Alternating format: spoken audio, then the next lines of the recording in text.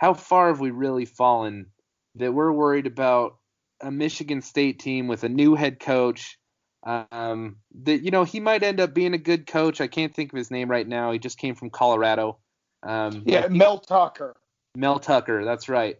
But I mean, he kind of sucked last year at Colorado. So even though there's a lot of time for him to become a good head coach, like that's not a guy that puts the fear into me in his first season at Michigan State. Do you know what I'm saying? Yeah, none of these guys should put fear into you. And again, you grew up in a little bit different era than I did. I went, my first time watching college football was 1981. Miami, or it was 1980. Miami went 9-3 with Jim Kelly and Howard Schnellenberger. I remember watching the 1983 national championship game as a 9-year-old. Mm-hmm. I remember going for like years. When Miami would lose, I legitimately would boo-hoo cry because I was never used to Miami losing. Like, that's how good Miami was. When they lost, it hurt. I get mad now. I get more pissed off that I'm watching a mediocre-ass football team. And I'll never forget, you say you kind of came into the program around 2001. Living in Atlanta, we still have a Miami club. But back in 2001, before TV was as readily available as it is now, our sports bar, Sideline Sports Bar and Grill in Atlanta, which has been closed for 10 years at least, that used to be the Miami bar. We'd be in there legitimately 300 deep. And, you'd go in there and it would just be a fraternity of expecting us to go in and kick people's ass. And I remember sitting at the table because the bar was shared with Michigan and Colorado. And I looked at all of our friends and I go, can you imagine being a fucking Colorado fan? They're going 6-6 and they're happy to beat, whoever the hell they were playing. They beat Kansas State and they're happy. I'm like, I can't even imagine being a fan of a 6-6 program. Now we're the 6-6 program, and it's disappointing. It pisses me off, every year. And I live 60 miles from Athens, Georgia, and I have these yahoos up here going, oh, you guys are irrelevant. You're stupid, and this. I was like, your sorry-ass program hasn't won a national title since I was peeing on myself. I'm 45 years old. They haven't won since 1980. How can you talk about our program? But when you have 16 years of shit, we deserve to get talked about. Absolutely. And you're saying that, just as a child that you'd cry when we'd lose, and to show you the difference in my experience is, for the LSU game in 2018 and then the Florida game last year, like I had opportunities to go. In both instances, I didn't have a lot of money. You know what I mean? I didn't have a lot of spending money, so it would have been a big sacrifice for me to make the trip out from Utah.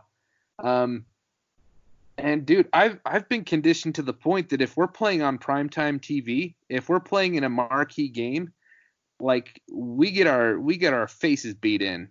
Like that is my experience. The only time that hasn't happened is both in the 2017 season with Virginia Tech and then the week after with Notre Dame. Other than that, it's been a clean sweep of us getting our teeth kicked in on national TV. And so, I thought to myself, like, why am I going to set myself back this far financially to go watch us get, the crap kicked out of us on, prime time in Dallas or in Orlando? And, I was right both times. So, I mean, you can call me a bad fan, but at the same time, like, I made the right decision for where I'm at in my life. It's sad to think that, like, people my age, that's where they're at. That's what we've been conditioned to think is if we're playing a ranked team on the night game, then it's bad news, man. And that sucks. And, I hate it. My son, and I always bring up his name because he was my number one passion in life is the University of Miami. My son's name, his biological name is Kane. It's C-A-N-E. My son has got to see in 11 years of life 1 year that dad was truly happy. 2017, and it was the year that I got married and my wife got to go to a game with me. And I get emotional thinking about the year because there was so much good happened in my life that year. We lost the Super Bowl, which sucked, but I got to work a Super Bowl. So that football season was so special.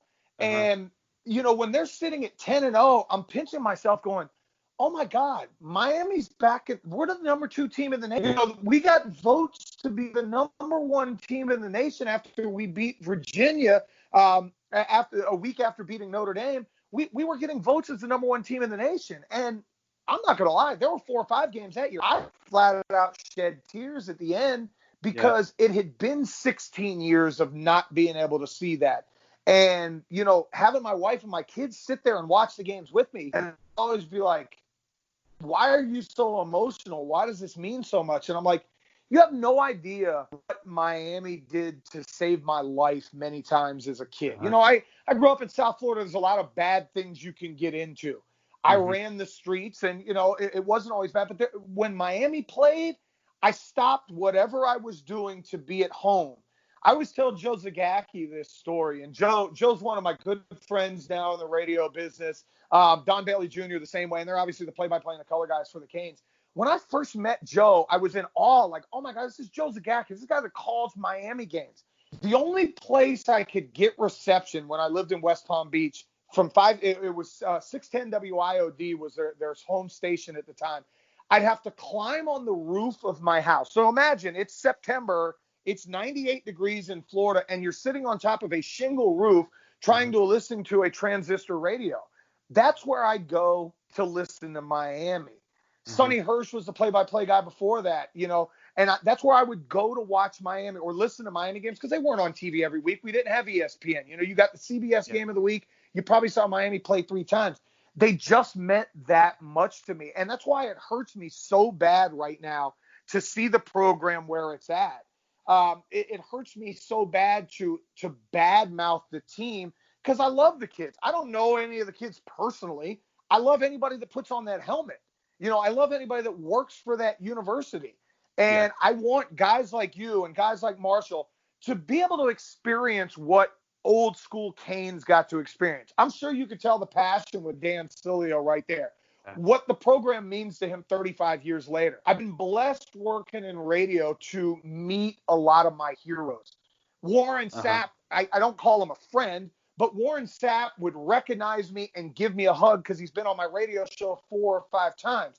Radio Row 2 years ago, Warren Sapp went on 2 shows. He went on Big Tigger's show, which Big Tigger was on BET forever, and now he works locally in Atlanta. And he goes, John, I'm coming to sit down with you. And he did 30 minutes with Rick Kamla and I because we're Canes, or I was a Cane. Rick wasn't.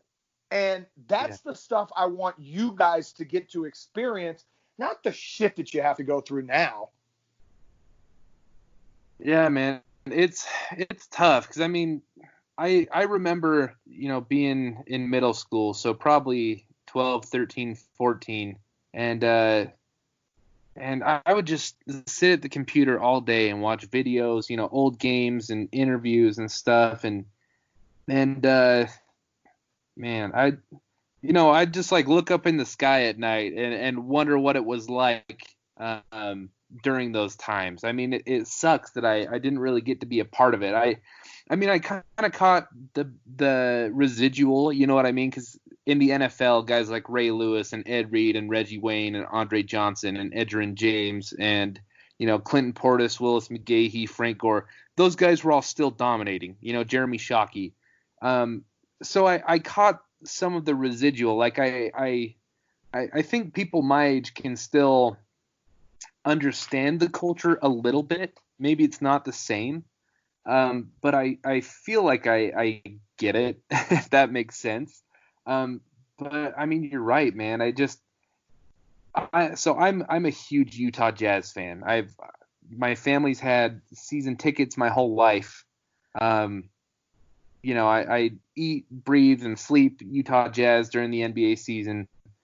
But if you were to ask me, like, you get one championship for one team this year, who would it be? Like, no doubt in my mind, it's Miami Hurricanes. And I think that just shows that there's something special about the program, that I wouldn't even think twice about. There's something very special, and I love to use my experiences here in Atlanta. We're a southern-based community here, Atlanta, Georgia. It's very transient. There's people everywhere.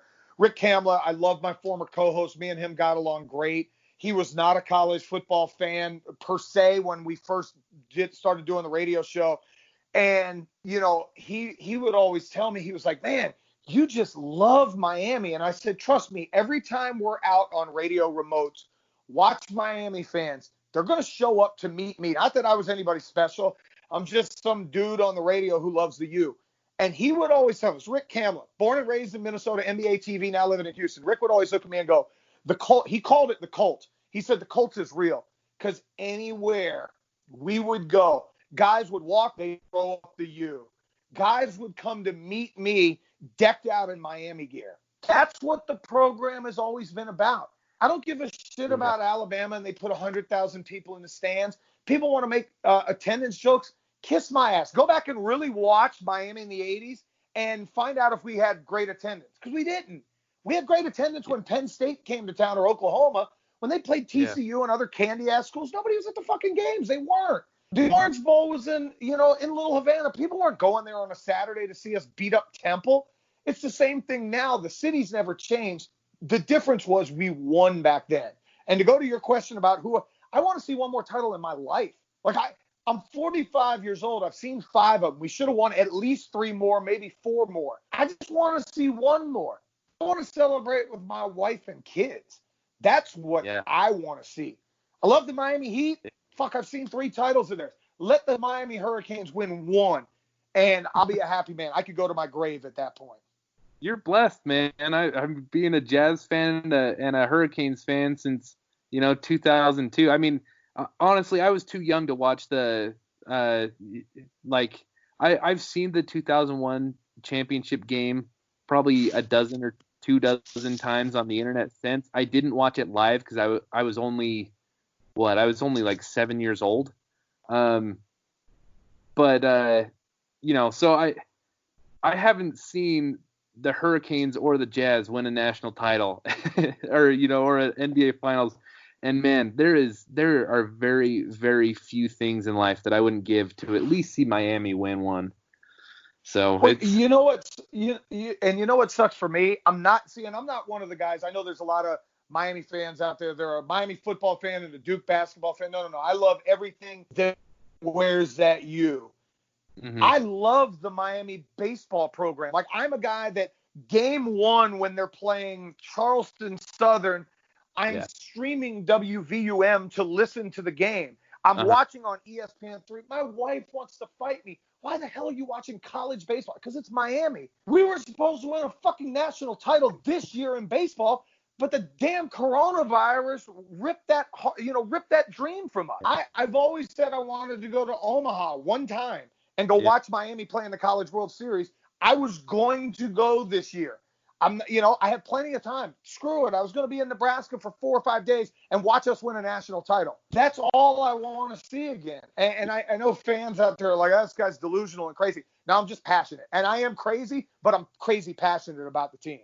Yeah. No, I feel you, man. I'm actually not a college basketball fan very much. I'm actually I'm a pretty big college basketball detractor. I think it's like a watered down kind of crappy version of the game of basketball.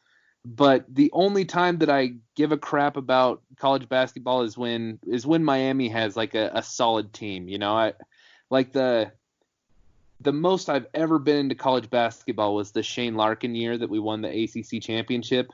Yep. And oh man, that was a fun season, man. And it was nice to have that. Just that feeling around the program, like all year round, I guess, and translating it to different sports. I mean, maybe I should get more into the basketball team. I just don't really like college ball, but, man, it's fun. And like you said, there's something about that I have a letter that I got from their admissions, when I was at high school. It was just an advertisement, nothing special.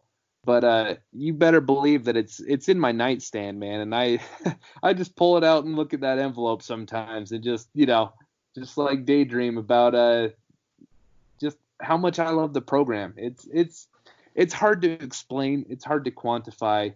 But I mean, that's why we have the saying, right? It's a you thing you wouldn't understand, right? If you don't get it, then you just never will. You never will. And my buddy Armando, who lives down in Miami, you guys follow him at Lakers Canes 305. Good friend of mine. Met him via Twitter. Ended up being friends with him and Cutler Ridge Labs and all those guys. When Yeah. Romello Brinson committed, Mondo tweeted out, just, Twitter will go crazy